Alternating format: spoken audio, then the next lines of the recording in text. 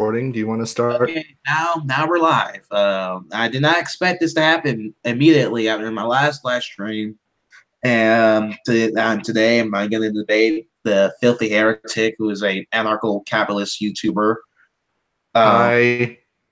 who believes who will. Today we're going to talk about the non-aggression principle. Okay. Heretic, please define the non-aggression principle. Don't hurt people. Basically, don't initiate force, or more specifically, the initiation of force cannot be justified. And this comes from the first principle of deontological or Aristotelian logic, right? Yeah. Though nobody knows what deontological means. Yeah, sorry, I gotta be a stickler for that. Autistic lizard. Okay. Yeah. Okay. Put simply, I can rationalize and prove through pure logic that the initiation of force cannot be justified. Okay. Okay. My arguments against the non-aggression principle is quite simple. Is that it's quite simple that the non-aggression principle never been exhibited throughout human history, and it seemed like violence itself was the reason. It seemed like 1,000 years of violence was the reason we were able to gather a very high social trust capital, or whatever. I essentially believe in property on Tarto. Essentially, people who are willing to use violence with anything that they see to be valuable. This includes cultural, the state, the books. It includes the homesteading principle or acquired property through mixing your labor. Like it essentially accounts for all. It essentially accounts for all kinds of property. Essentially. Okay. And my main beef with the non-aggression principle is it allows for free riding, parasitism, and other things that will break down a libertarian social order or society or community covenant. All right. Do you mind if I say something real quick? Yes. All right, just to be clear, there's going to be some. I know what you mean by social order, but just to be clear to my audience, could you please define that? Define social order. I view social order as a synonym for society, meaning, or better yet, more accurately, a social order that clings to a set of rules, essentially. Okay, so it's basically society and its set of rules. Essentially, yes. Okay, so we can agree on that. Fantastic. Okay, so what were you saying? Oh, on the non-aggression principle is basically allows for negative externalities. Like, for example, you could have a crack house in your neighborhood. It stinks, got a bunch of older human trash. Basically, devaluing the property on the land and causing people to leave or move to someone else. It's basically imposition cost. So it's imposing a cost on society, and the non-aggression principle allows for this. Okay. For example, we saw this in Detroit with the white flight. We saw this in Detroit with the white flight.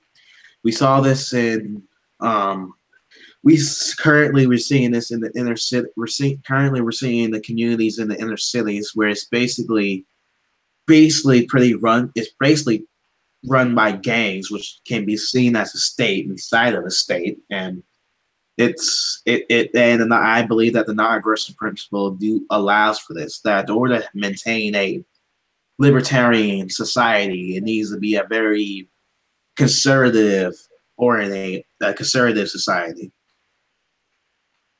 You know? Well, there's several problems with what you said.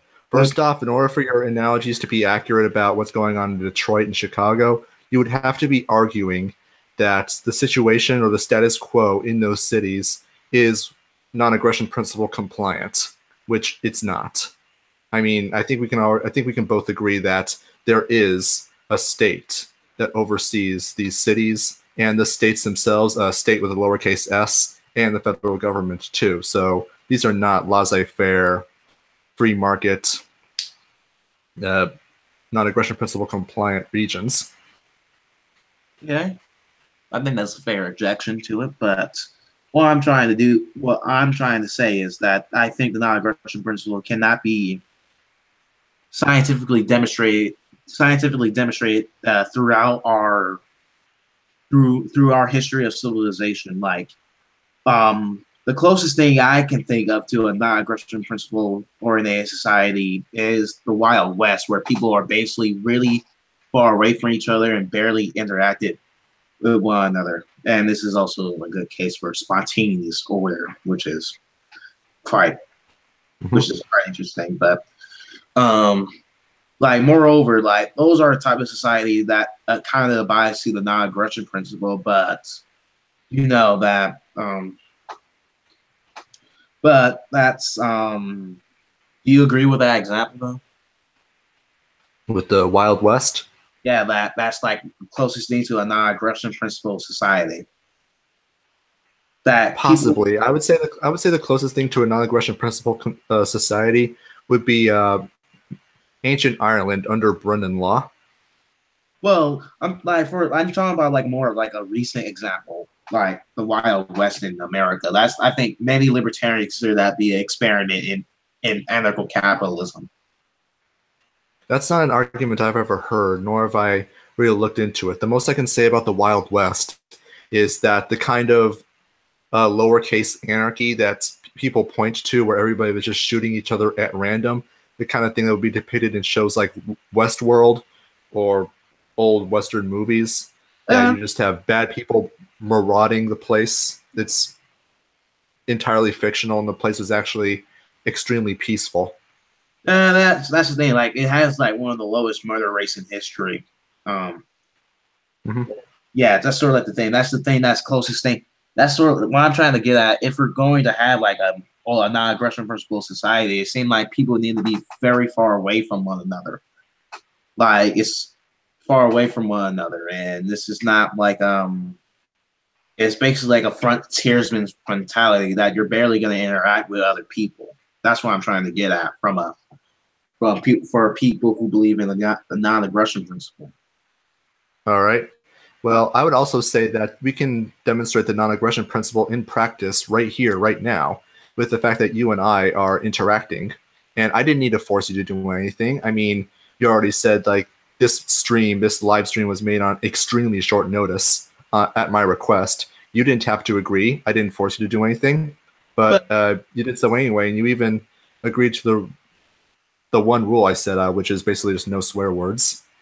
That's the thing. Like, I was just trying. That's the thing. I'm a pretty nice guy, but what I'm saying is that we're able. The reason why we're able to achieve that type of trust among us is due to the fact we had previous interaction with one another, and the reason why people generally have a strong trust among another, and at least in the West, is due to the fact that people were violently suppressed. That people were violently that the West was basically that, for example, in England, that they have a thing called common law. It was basically due to the violent suppression of parasites, people who were breaking the law, basically degrading their society, those degenerates kind of people. It was basically just due to that kind of violent suppression for nearly a millennium, we were able to achieve that type of high trust society we're currently living in right now. And I feel like under the non-aggression principle, that it allowed that this let live mentality will basically break down this order. Like, you're basically allowing for you're basically allowing for degenerate values like being lazy, being promiscuous, being like just being like a degenerate person, basically a free rider in your society. You understand what I'm trying to get at? Were there free riders before? Free riders before, and Yeah. Are there free riders now? yes, there's definitely free riders right now. I'm Okay. saying that. So if you're gonna be, I'm saying that. talking about the, so if we're talking about a non-aggression principle compliant society having free riders, then you're gonna have to answer the question compared to what? Now, am I saying that there's going to be free riders? There's going to be zero free riders in a non-aggression principle compliant society? Of course not. But I don't think that that's a goal that's even realistically able to be approached. Now, are there steps that such a society could take to mitigate free riders? Of course. The numbers are infinite and limited entirely by your imagination, but that's a completely different discussion for another time. Well, the thing is, like the thing about Hopper, who's more of a conservative now libertarian, was able to reconcile this by having like contractual communities while still be like non-aggression compliant in this in anarcho capitalism. It is anarcho capitalist society. Like, would Mm-hmm. you like? Are you willing to use that kind of argument though? That society will be organized largely by contracts. Yes, like it would be like it wouldn't be like it like essentially Hopper would stay in that kind of society. You will um exclusively the exclude people that doesn't serve your own interest. Like for example, if you run like a family community, like you wouldn't want like people who promote like an alternative lifestyle, like for example, homosexuals. Mm-hmm. That like Yes, that's the more realistic way. That's the more like a realistic way if you're gonna have like a non-aggression principle oriented society. Basically, have contractual community covenants where you exclude like if you exclude people that will break down your social order or whatever. Mm-hmm. So my main point of contention is that that the non-aggression principle never really existed among people. That I believe that the state of nature is one of parasitism. That and for a very long time that the West has was able to suppress that state of nature, were able to get away from that, and they didn't really apply to the non-aggression principle like that much, you know. Yeah, you made my argument for me actually. And for some reason you didn't. For some reason, I can argue the non-aggression principle better than you. Well, you really did make my argument for me in the sense that you described a situation under anarchism where society could organize itself around the non-aggression principle and be completely non-aggression principle compliant while mitigating the problems of parasitism and free riding. Yeah. Furthermore, you said that the state of nature is parasitism. Therefore, it must logically be deduced that any state that forms is going to be formed by people whose nature is parasitism. Well, In a sense, you have parasites versus parasites. Which I mean, well, if that's what you're arguing, that's fine. But well. The thing is, I believe like one of the reasons why I believe the state was organized to be a force of violence was basically protect external outgroups, essentially invaders. well, This is that would only be true. I mean, that would only be true if defense was offensive, which is obviously a contradiction. You don't need an organization that has a legitimacy to initiate force to defend things. but that's the thing is like that's sort of like you kind of have to deny history though. That seems like why the No, I state. don't. No, I don't. It's simply logic. It's pure logic. It's not like the thing is like you can be really logically consistent in your argument. Like that's the thing. Like you can totally fall back and totally consistent. So the consistency of your own argument. But I'm trying to say this is the reality of history. I'm trying to tell you right now. The reality of history, I don't think is relevant. But it should be relevant though. Why not? How? I mean, What? if you have a historical example that proves that the non-aggression principle is logically inconsistent, then that would prove me wrong. I'm telling you how to prove me wrong, and I'm assuming you saw my video explaining the first principles, and I explained pretty explicitly how to prove me wrong. I'll prove you wrong. Like I'm supposed to prove the non-aggression principle is logically okay. I think like before like the arguments for the non-aggression principle, at least for the more libertarian cases, I think you sort of need to have you need to sort of have a preconditions that you need to have a high trust society, and people already have a libertarian mindset. And most people, I believe that most people don't naturally have a libertarian mindset. That's sort of like the preconditions for the arguments for the non-aggression principle. And this doesn't really work on that, like because people are inherently violent. People are plunderers, cheaters, and many other vile things. Well, Uh, then that's just why we need the non-aggression principle even more. I mean, just I'm sorry. Could you repeat what you said? I'm saying that these are the preconditions I believe that are the non-aggression principle that needs to be required. Oh, right, That right, right. you Yeah, yeah, need yeah. you sort of need like a libertarian. You already like I think one of the problems with the non-aggression principle, it seems that people are already have a libertarian society. That's sort of like a very universalist principle, though. And Well, here's the thing: like what you're describing are not conditions that disprove anarcho-capital, not anarcho-capitalism, the non-aggression principle, but rather the question of whether or not an anarcho-capital, or why am I saying anarcho-capitalism? Why a society that maintains a non-aggression principle could not be maintained, but that concern is immaterial to the non-aggression principle itself.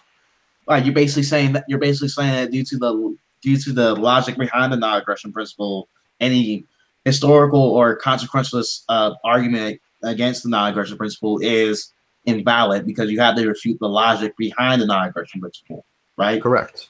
Well, more or less, yeah. But that's sort of like the thing is like the only way to really that's sort of like the thing. The non-aggression principle is a universalist principle. Like people have different ideas what constitutes aggression. Like in the Middle East, There really isn't any other there really isn't other any consistent definition of aggression. like you think People might have different interpretations of it, but that doesn't mean all interpretations are correct. People might say 2 + 2 = 5 or 2 + 2 = 3. That doesn't mean they're correct. but that's the thing is like we live in a Western society that like if you That's slap that's not relevant. well, for example, like if I slap a woman, that considered to be aggression. But if I'm an Islamic man living in the Middle East and I slap a woman, that considered to be like a norm, a social norm.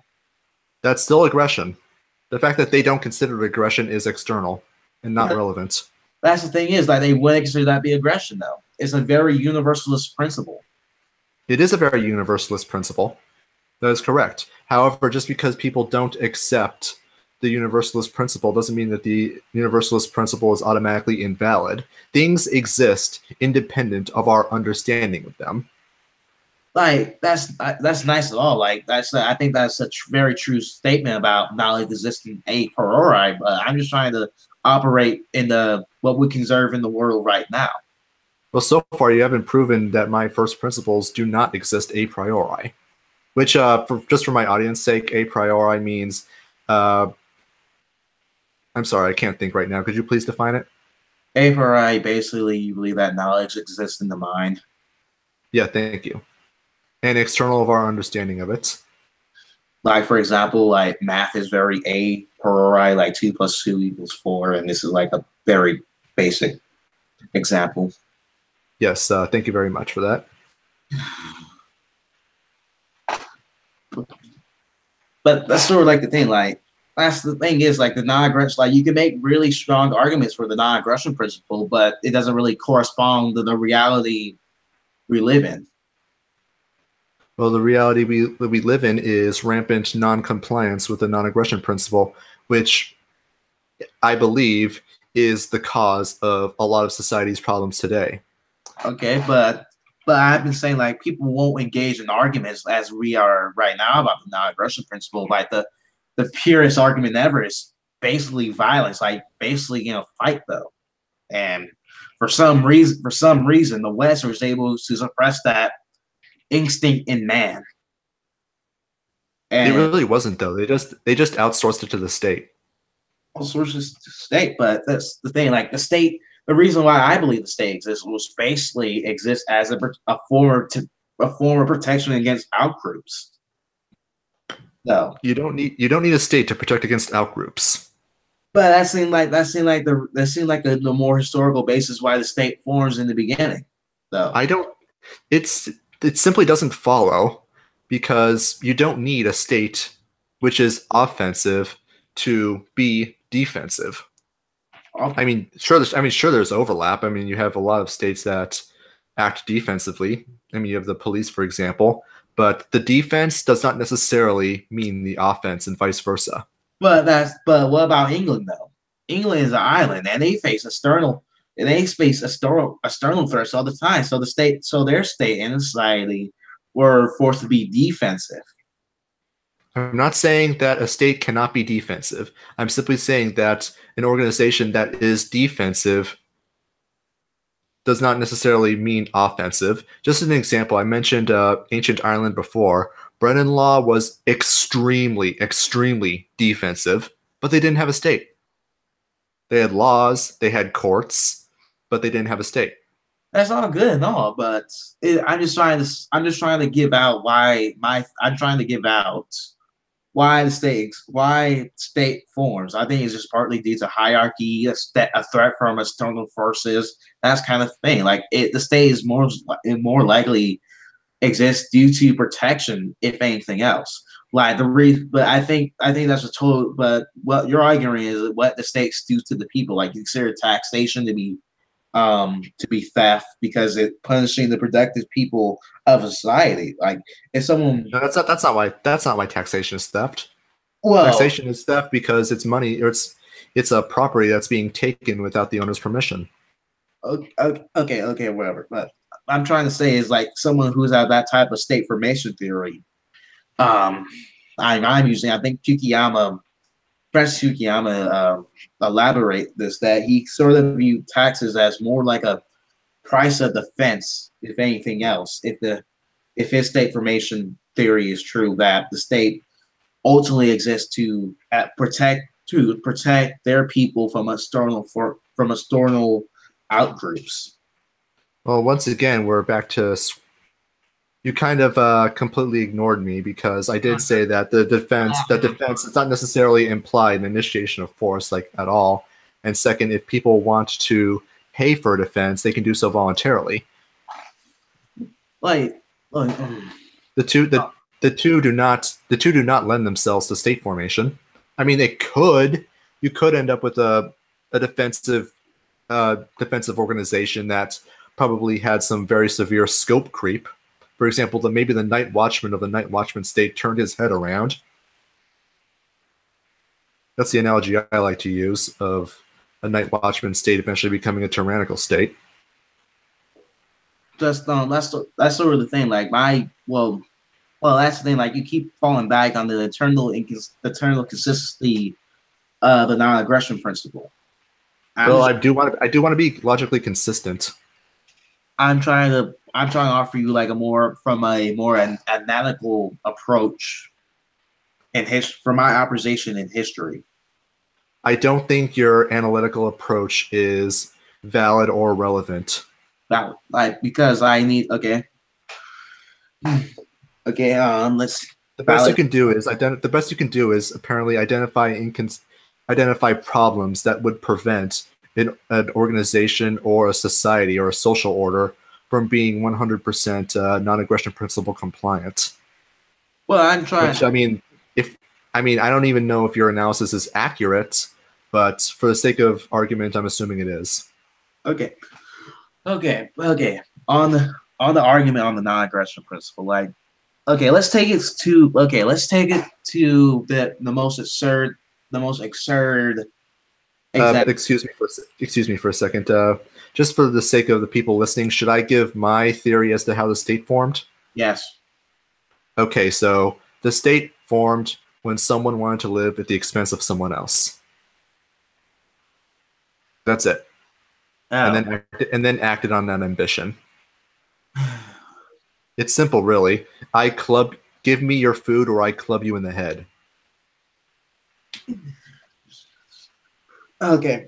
And just like moreover on the non-aggression principle, that like on the non-aggression principle, just do you just believe that people just came like in this rationalist abstraction?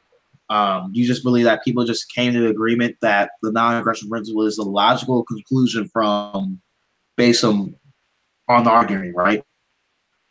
It's not that people agreed to it, it is. Look, okay, like I'm sorry. Okay, okay. Can you prove that it isn't? Can you prove that it is logically inconsistent? I'm still waiting for that argument. Logically consistent. Yes, I'm looking for an inconsistency. And I'd already told you how. That's the thing is like I'm trying to like that's the thing is like if I throw out consequentialist arguments, you outright reject them. But well, I can't not reject them because they're immaterial to the rationalist argument that the non-aggression principle is logically consistent. logically consistent, like I don't know, like Let me, for I think let me try. Let me try this. Let me try this. Sorry to interrupt. Is consistency preferable to inconsistency? yes. I mean, wait. Okay, so we can argue that because the non-aggression principle is consistent and consistency is preferable to inconsistency, we can therefore extrapolate that the non-aggression principle is preferable to, I don't know what the alternative would be, the aggression principle. There's no aggression principle. There isn't. You're right. There isn't. But you know what I mean. Like non-compliance to the non-aggression principle. But that's the thing. That's the thing is like the non-aggression principle. Like you think like let's say for a gang of invaders, like and you're just like some farmer, and you tell them, hey, I tell them you're violating the non-aggression principle. They won't care. They really won't care. They'll probably just take your. They probably kill you and take your stuff. You're right. They won't care because obviously their standard for the non-aggression principle is that it would somehow create a magical force field that would make me completely invulnerable. Which, if Oh, it did, would be completely. If that did happen, that would be absolutely amazing. But all the non-aggression principle argues is that these gang of marauders, their actions cannot be justified. oh, come on. That's a bit ridiculous right there.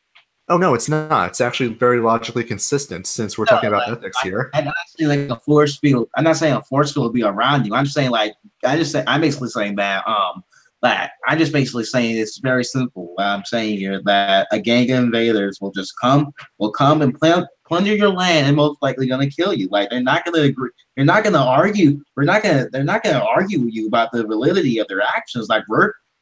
We're trying to decide here, but that's this sort of just this happens like this happens all the time throughout history. Like, do you think the Vikings care about the non-aggression principle when they decided to plunder villages and take their women for breeding? No, they won't.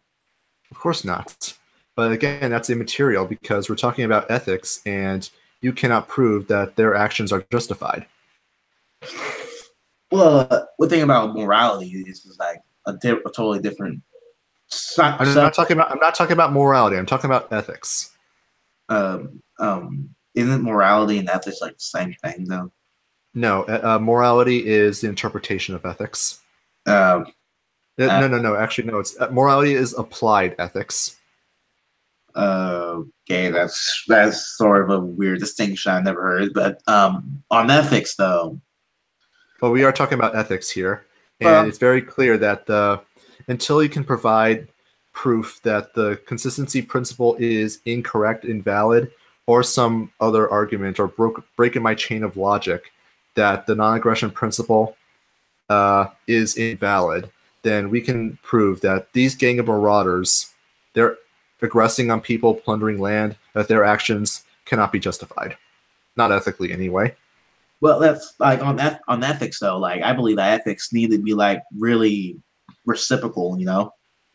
Like this sort of like this in group that the in group more the in group ethics should be like reciprocal. Like let's say no what no what I'm tired. I'm just tired of just throwing out consequentialist arguments. What's consequentialist arguments all the time? But okay, let me reframe here. But You want to take a 1 minute break? um I'm trying to figure out like I'm trying to figure out how is the non-aggression principle logically inconsistent.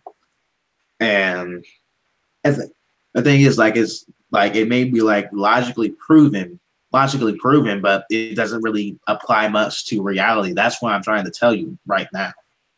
But you keep rejecting it because you keep telling me that I need to refute the logic behind the non-aggression principle. This is sort of like the problem. This is sort of like the problem. We're not seeing the eye on this. I think the only way you could argue that is that ethics have no practical application whatsoever. Well, I don't think you would agree to. no, like I believe in objective morality. I believe in ethics. Like, Yeah. So like I do believe in God. Like I do believe in that. But I'm yeah. just So I don't see what the problem is. the problem. My problem is that it does. His problem is not really empirically proven the non-aggression principle. Well, But I've already proven that it's logically consistent. And until it is, I mean, we can pretty much just assume that, yeah, it's proven. oh, the nap is logically inconsistent. I can prove it. Hey, praise of folly. Todd Lewis. I talked to him about an hour ago. Okay. I think. Okay, let's see. Okay, let me bring out one of his arguments. That reminds me that he was Todd Lewis, the guy who's currently in my chat debated Stephen Costello and Walter Blocks on the non-aggression principle. And on the non-aggression principle, he sort of brought it to its absurdity. Like, for example, like he find the libertarian, he even once said in one of their debates is that basically, like, let's say like you think the parent is violating the non-aggression principle if it spanks a child. Do you think that's a violation of the non-aggression principle? Of course. Wait, really? Yes. Oh, wow. That's Walter Clark will probably argue the opposite, but yeah, he's not applying the non-aggression principle consistently. Then, I mean, I apply the non-aggression principle to abortion as well. I mean, yes, abortion is a violation of the non-aggression principle.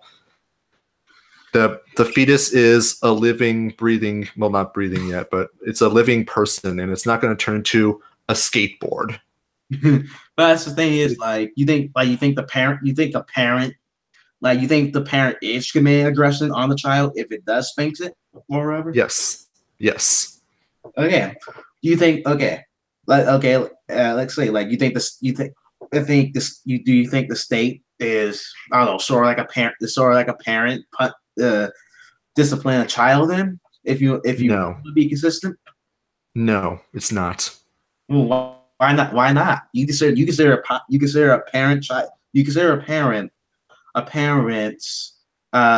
speaking a child to be aggression, but if the state just impose like a simple tax on the individual or throws them in jail for committing a crime, you consider like for example fraud. You won't consider that to be aggression, or I mean, you won't. Well, fraud is aggression.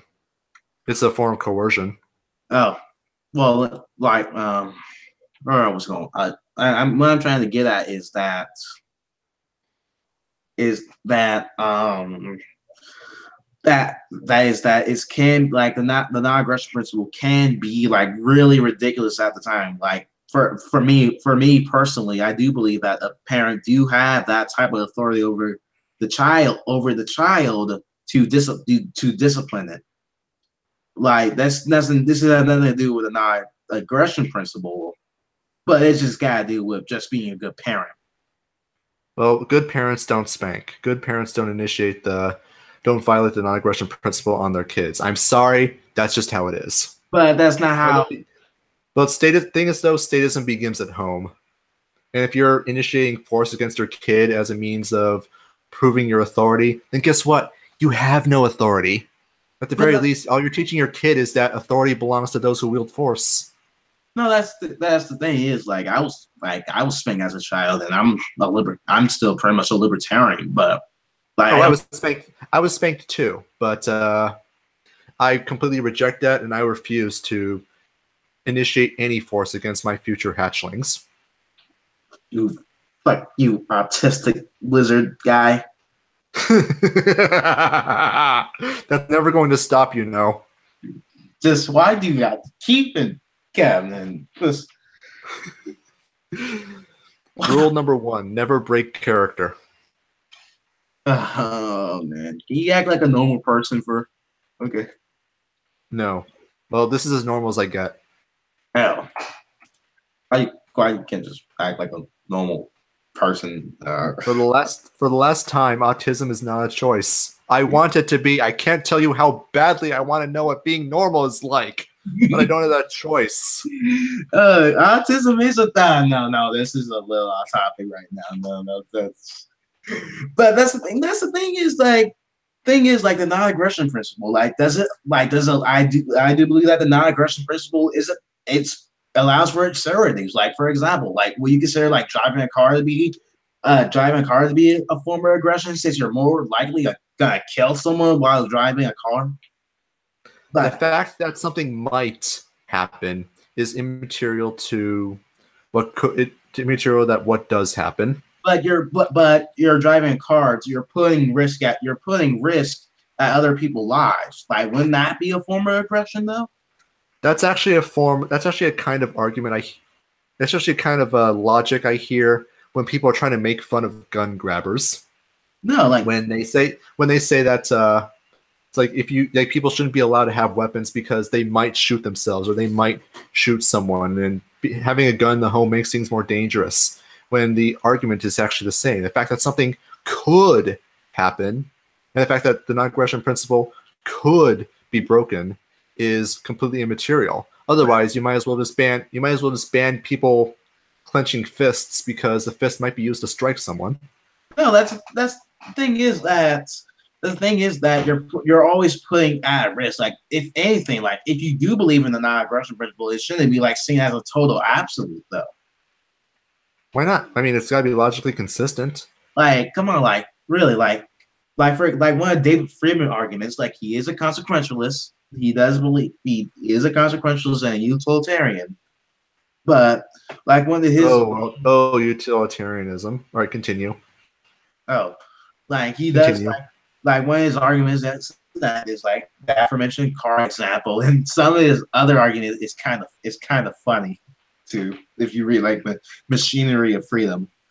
Yeah, the most relevant example is the car example because you're always putting someone at risk at a car. Like, wouldn't that be aggression though? No, it Or wouldn't. or It wouldn't. what? Because you reject consequentialist arguments, or No, because nothing has happened yet. No aggression has been committed. Simply driving the car is not an aggressive act. but you're more like Does it put other? statistically speaking, Does you're it put? like you're gonna kill someone in a car though. Yes, yes, you could. But the fact that it could happen is not relevant. I mean, we don't even accept that under statist law. You do realize that, right? The fact that people could kill other people in vehicular homicide doesn't mean that you arrest everybody who ever drove a car. I Well, mean, I that's can't tell you how many times I've driven on the road and not killed someone. that's just like I'm just trying to say is like it shouldn't like you can't just apply the non-aggression principle consistent like you can't just apply it to like every situation like Yeah, you some can. Yeah, like you can. some situation you may require some type of coercion No, like name one. okay let's Name one time. Name one time that coercion is the only option, the only legitimate option available, and how it could, actually no. Let me rephrase that. Give me a situation where coercion is ethically justified. basically basically just removing human trash, essentially. And how is that ethically justified? Do you really want bums? You really want bums on your property? That's not really a good look, honestly. Well, whatever you might desire might not be what I want. But I just want like in my ideal world, I just rather prefer let's just live in a community happy in community covenants. Yeah, and I don't see a problem with hopping in community covenants. Just And I saying. imagine that there's going to be a whole bunch of other people who probably aren't going to want bums on the property. Maybe I want bums on the property, but you can come over to the edge of my property and come over and tell me it's like, hey, these guys, we don't want these guys looking here. Like, let me make a completely reasonable argument to you about why they should leave. And you know what? That can be done. No coercion needed. And because it's our property, like we can force people out however we wish. But having the person is being non-compliant. And in that case, they're the ones that are aggressing. Just not really aggressive. Like they're not doing anything of I don't know, like they're just there. Like, Of course they are. I they're mean, just yes, they're there, but they're appropriating property that does not belong to them. In essence, it's a violation of property rights and a well, more, violation of self ownership. more accurately is an imposition cost. But my thing, what I'm trying to get at is like the non-aggression principle will take you like to logical externalities. Like a parent, like for example, like a parent cannot discipline the child, or more accurately, like happen.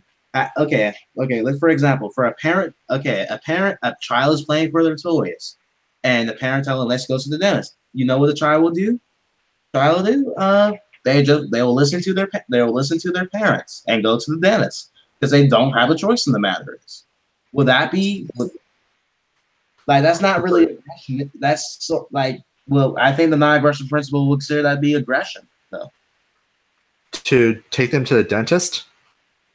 Like just take like well, not really taking them to the dentist, but just Forcing them to the dentist? yes. Well, yeah, that would be aggression. But why not? The Like fact that a parent, the fact that's in their benefit is immaterial to the fact that it's an aggression. And besides, the fact that you need to initiate force just shows that you're a bad parent. not really initiating force. You just grab him by the hand and just taking him to the car. They may fuss the child may fuss for a while. Hey, you're just taking him to the dentist. Like it's just an average thing to do. This happens all the time, though. That doesn't mean it's not aggression. But really, would you really care that a child is fussing about going to a doctor or a dentist? No. The child probably would be fussing to go to the dentist, but the fact that you need to drag them there kind of shows that you're not able to convince them or get them to want to go to the dentist. I mean, there's plenty of things you can do as a parent, but again, that's immaterial to the discussion. But the If you're thing about if you need to initiate force, if you need to initiate force on your child for whatever reason you wish, then you're not a good parent. I'm sorry, that's all there is to it. But that doesn't. That's the thing is like I consider my mom to be a good parent, but she forced me. But she forced me to go to the dentist. Okay, So I that's not really that's the thing. That's sort of like the absurdity of it. Like, well, there's nothing absurd about it. no, this is just common sense, though. Like this. Common sense doesn't mean anything. No, it just happens like every day, though. It happens every day. Every day there's a non-aggression principle violation. That doesn't make it right. You realize? Even under even under Rothbardian, well, not like honestly, Rothbard is such a crap philosopher, but even like Yeah, I'm not getting into that. huh? I said I'm not getting into that about the Rothbard. Okay, but even like for example, in Rothbard, the Ethics of Liberty, he basically say that hey, the parent is allowed to leave its child, not to feed them, or not to do anything though with them, because that requires aggression or whatever, and that's totally immoral. Like a parent do have an obligation to their children to take care of them, to feed them, and Rothbard was basically stating that Yeah, you could basically say you don't have to take care of your children. That's deep. That's deep. That's sort of that kind of showing the immorality of the at least the Rothbardian application of the non-aggression principle. Okay, but that's immaterial. But most people find that to be deeply immoral, though. Okay. Like you're not like you're not really disgusted by that. Oh no, I'm disgusted. Oh, you're not really showing it. No, I've just very little. It's just that very little shocks me anymore. All right, I And forgot. besides, I've heard this before, so it's Oh, not new to me. you're forgot you're autistic. And I'm jaded. No, you're not jaded. You just seen too much early in your life. Maybe, probably, mostly, kind of, I guess. Yes, come on, like if The people fact that the fact that you could the fact that you consider some of these things to be absurd. Your car example is well, you've identified something that's really not aggression at all. well technically you're always at risk killing yourself and others in your car, Yeah, and that would be aggression. you're always at risk of killing yourself at any moment, let alone in a car. The fact that it could happen at any moment, the fact that you could beat someone to death at any moment, does not mean that. But your existence is a violation of the non-aggression principle. But not. But I'm saying. But if I'm taking the more David Friedman approach to the non-aggression principle, I just say that the non-aggression principle should not be seen as an absolute. So, I don't then I don't think that the David Friedman interpretation is correct. well, the way he defines aggression is that you put a like the way he sees aggression is that you you put a gun, you put a bullet in a revolver, slit it, and you click the gun and it doesn't fire. That would be aggression in people's standard definitions of aggression. You know, Well, for that example, like who would be holding the gun, anyone, and are you pointing it at someone else or yourself? you're at anyone.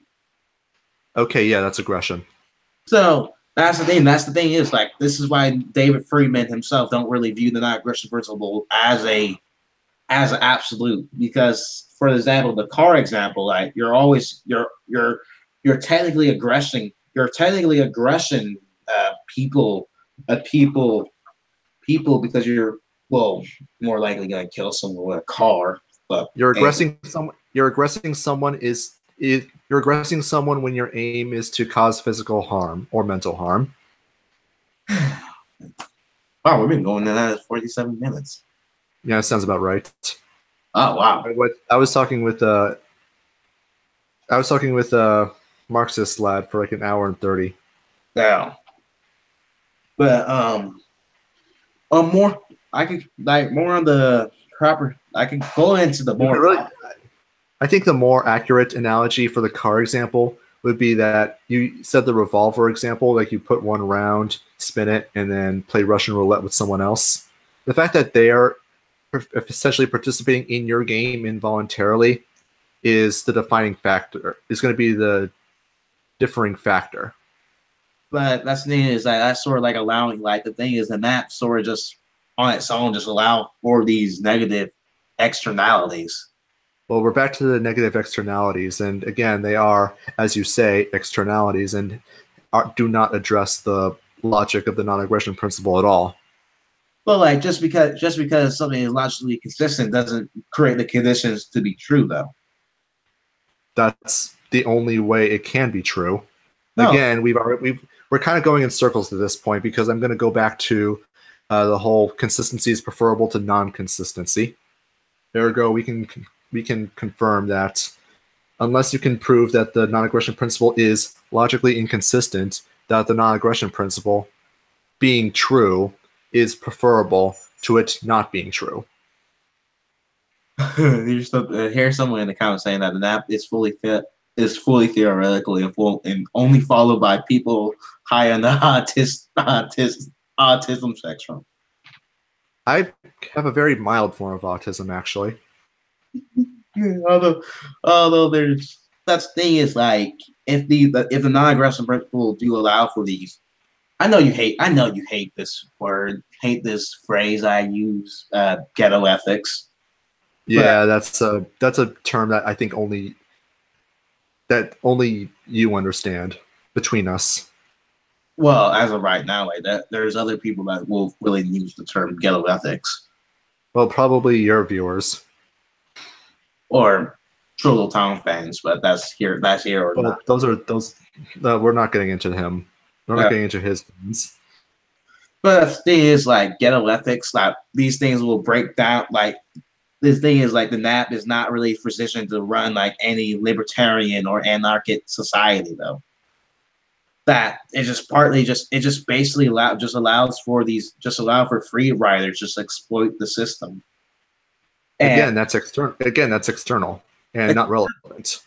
but it's like you keep saying it's irrelevant, but It I, is. I mean, the fact that free riders exist does not prove that the non-aggression principle is inconsistent. See, my standard for disproof is a logical argument that can disprove the consistency of the non-aggression principle. The it's fact that free riders exist is not logical proof.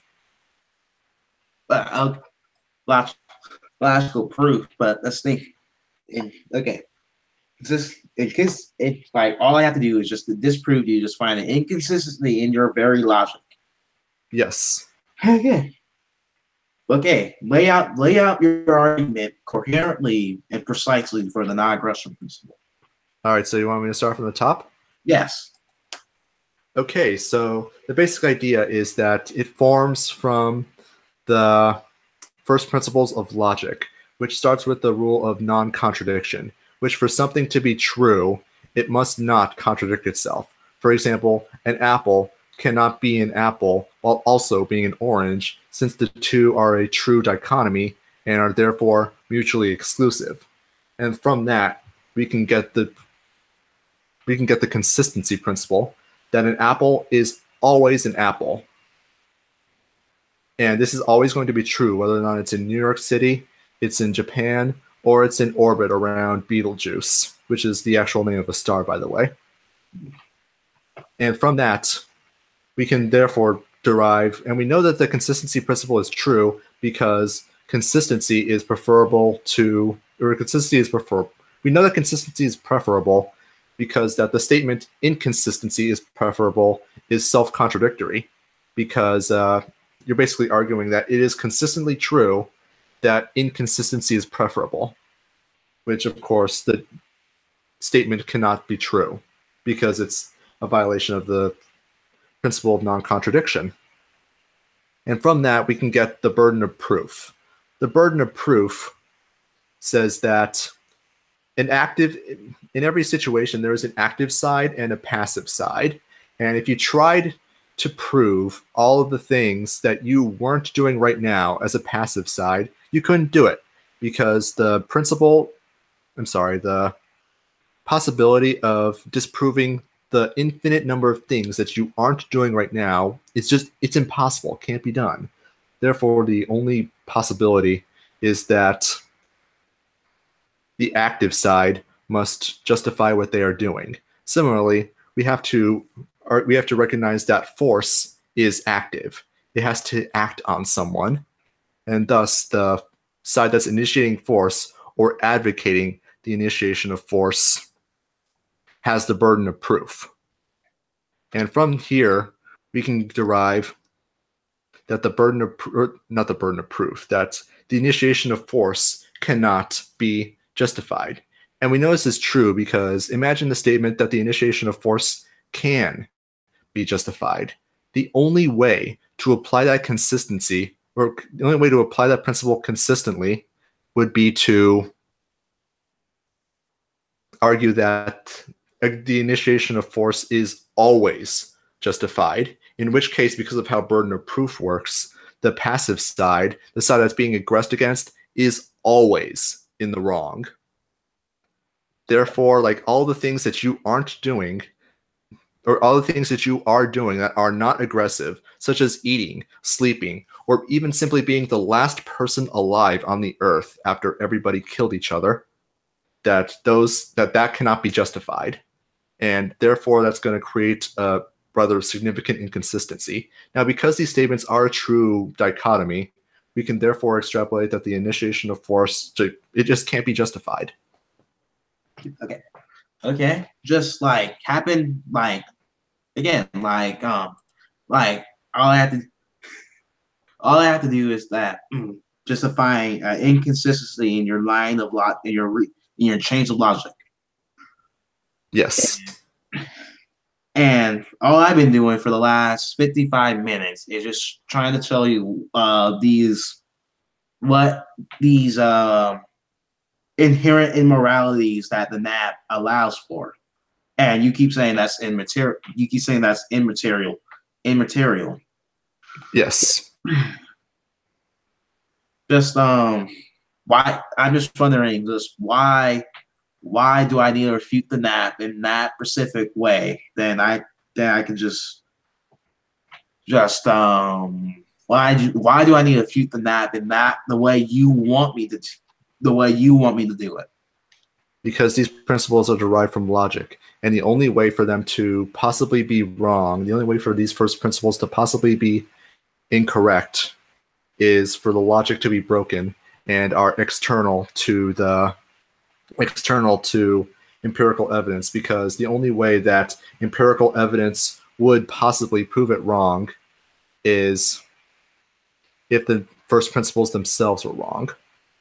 But just for an example, you would have to prove in existence something that has contradictory properties, or something that is inherently contradictory, or something that is inherently inconsistent. Now, inconsistent doesn't mean that something can't transform into something else, but that something can transform into something else while also being what it was originally.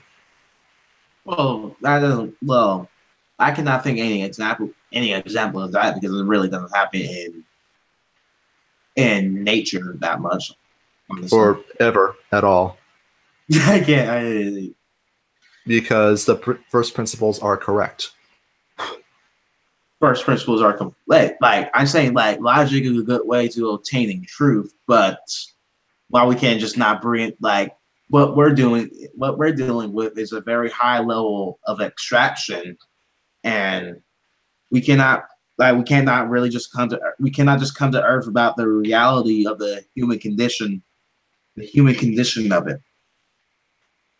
Those are externalities, which are not what I'm discussing right now. Right now, I think the problem right now is that you're focused on the externalities of the non-aggression principle and the consequences derived from it, and whether or not it's even possible to be implemented. And I'm worried about the principles themselves. But that's the thing is like that's the thing. I could just outright say that the non-aggression principle is pseudo-scientific. Then the only way you could possibly do that is to reject all science, reason, and logic. Well, this debate between rationalism versus empiricism. Like if you do reject rationalism, that doesn't mean you deny science or whatever. You don't deny science.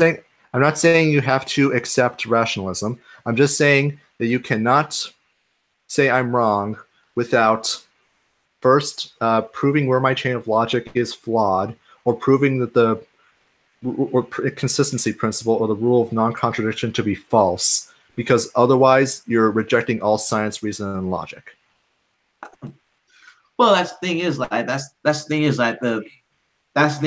main to re-say again that the problem with the non-aggression principle is that it's just not efficient to maintaining a society, a very high trust libertarian social order. That's the thing is that it's not persistent enough to do that. And why not? Why not? I made this argument like several times on Discord and wherever, and why not? That's the thing is like the non-aggression principle allows for several highly immoral world. Like it's basically like if we do have like a non-aggression principle world, it's most likely going to be like Walter's Black defending the undefendable world. If you ever read that book. I have not. Basically, Walter Black takes a contrary position on every level of crime that you can imagine. Hmm. Well, victimless crimes that he describes. Well, how about this then? Let me just think about it like this. So let's take the question of free riders. Now, what specifically the free riders are doing, I don't think is important. So let's just say this. Do you want free riders in your community covenant? No, Would you want to be part of a community covenant that accepted free riders? no, I will not. But they are allowed, but they are allowed to form their own community covenant. Like they're going to be on the fringe of society, living in ghettos anyway. Okay, so that's then that's not your problem. So I think you kind of already solved the free rider problem, and that's something that the non-aggression principle allows to do. I mean, will free riders exist under a non-aggression principle compliant society? Yeah, But but there's well, also going to be there's also going to be solutions to the free rider like not, problem under a non-aggression principle compliant society as well. the thing is, like, we're not living in anarcho-capitalist society right now, and That's just correct. that's the thing. Like, like, if we're gonna have an anarcho-capitalist society, it's most likely gonna be hoppy community covenants as the lead, because people will Maybe, naturally maybe. I form mean, groups. now I don't know this one way or another. You probably are correct. I don't know. But I think it kind of already solves the problems that you've identified. In which case, that the point that the non-aggression principle is insufficient to solving these problems, I think you've already disproven. Well, the thing is, like, it's not. Already have It's insufficient it. to solve like current problems. Like, it won't solve gangs. It won't solve well. Oh, General, on the contrary, you want to know how it solves gangs? at Would least you like to know would you uh, like to know how it solves gangs? what? Okay, so gangs primarily exist because of whatever it is that they're trafficking in, whatever market that they're buying and selling. Right now, it's drugs. It's because it's illegal. And what happens when something is illegal, or when a commodity is illegal, is that the people who are trying to sell it are going to increase their price. They're going to escalate the use of force because the state is using force against them. You saw this with prohibition in the 20s. And when you had prohibition gone, it simply wasn't profitable to be as militarized as bootlegging was at the time. Just that. Just that. And when you apply the non-aggression principle consistently, it means that drugs will necessarily no longer be illegal. In which case, it serves no purpose for these gangs to exist. Okay. Okay. Like on my last point, saying that this emphasis on the society, I didn't really address your question there. Like for if you're trying to obtain a libertarian or more of a conservative society, like you just need to have like a type of essentially people need to know why it's good to be moral, why it's good not to be a degenerate, not is why it's good not to be a hedonistic hyper individualist guy kind of thing, as we experience in our current society, where basically where nihilism is taken over right now. All right. I think. I don't see why you need the to violate the non-aggression principle to do so. I was discussing. I was like, the thing is, like, I reject. The thing is, like, I don't want to be held back by the non-aggression principle in my what I'm trying to develop as my own personal philosophy, because my framework too allows for violence. Then Um, then your framework is logically inconsistent. not it's not logically it's not the thing Yes, it is like is. no the Yes, thing it is is. like no like no like the thing is like I'm trying to say is that I try to take a more analytical approach to things and try to understand Hold on a second. I might have jumped the gun here. In violence, is it the initiation of force or defensive? a bit of both. Okay, so then yours is logically inconsistent. No, like If you're initiating force, then you're essentially going to create a double standard. That's just how it's going to work. well It's not ethical and it's not logically consistent. within groups, it's sort of you sort of we're not talking about in groups. We're not talking about in groups. In groups are immaterial. okay, like I'm okay to explain my framework is that I'm just trying to take an analytical framework. I'm not trying to deal in how society ought to be, at least not yet anyway. But I'm just trying to figure out why do violence exist? How did we make violence not as profitable as before? That's the thing is I'm just trying to take a more analytical and borderline empirical approach to these to Western institutions and from my understanding, the non-aggression principle never been really applied that much throughout history, and that's pretty much it to it. Like it could be it could be really logically consistent, it could be internally consistent, but it doesn't correspond in the reality of the world we live in. That's sort of I like don't see how I don't see how it doesn't correspond to the world we live in. In what world is logic, or in what world is this that logic does not apply? like logic is basically the distributist the basically just coming to basically just finding truth, and they're just basically different ways to obtain truth. Like you have dialectics, you have Aristotelian Aristotelian logic, you have classical logic, and other basically different schools of thoughts on logic essentially. But uh, there is only one logic, and some of these schools have errors while others are have different errors. I'm still trying to figure out the ways in which the non-aggression principle is inconsistent. like it's like I'm basically conceding to you right now that it may be really internally consistent, but it doesn't correspond in reality. Like, oh wait, I just thought of this right now that lately I've been reading Hayek. Hayek is a very interesting philosopher, a very interesting legal philosopher, and Yes. one thing that's interesting about him is that he describes freedom. He describes freedom without coercion, but he does not view the initiation of force as coercion because he believes maintaining the rule of law. That he was like in his works on law, spontaneous order, is the dispersal of knowledge in markets. Like he came to that conclusion that you sort of need coercion to maintain the rule of law, and um for set for the only societies actually developed the rule of law is the West, and Yeah, uh, that's logically inconsistent. that's not really logically. I gotta Yeah, go. it is. Okay, I need to go. I need to end this chat now. All right, I'll cut off the my end. Okay, this has been a productive conversation. Well, it was something, all right. You want to talk again someday? Maybe. You didn't. Hopefully, You did not find. what? You didn't find this pleasant, did you? I actually thought it was extremely fun. This kind of thing is like a lot of fun for me. Uh, am I Yeah, am I a bad debater or what? yeah, you're pretty bad. Yeah, I'm not that bad. You're pretty bad. No, I'm not.